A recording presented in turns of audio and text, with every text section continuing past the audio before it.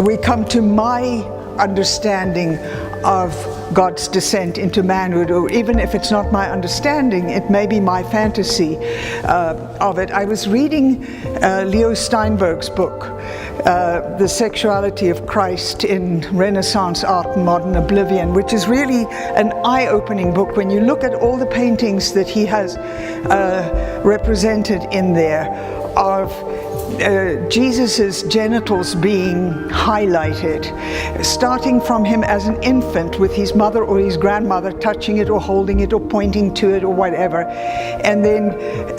images of him on the cross with what Leo Steinberg terms the ostentatious loincloth that billows up in the wind, and then similarly with the lamentation where Christ is removed from the cross with this enormous bulge going on. And then Steinberg's conclusion was that these images were made to actually demonstrate the manness of Christ, that he wasn't just God, he was also fully man. And then, of course, as I'm thinking of the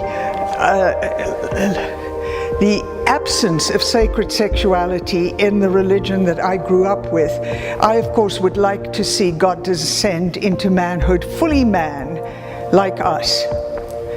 And then I have this paired with the unravished bride who has her hands in the yoni mudra. The yoni is the vulva, is the vagina mudra. So these folios here are all of ideas of the sacred marriage, including the wonderful lyrics of Leonard Cohen's Psalm of Light as a Breeze, which is just one of the most beautiful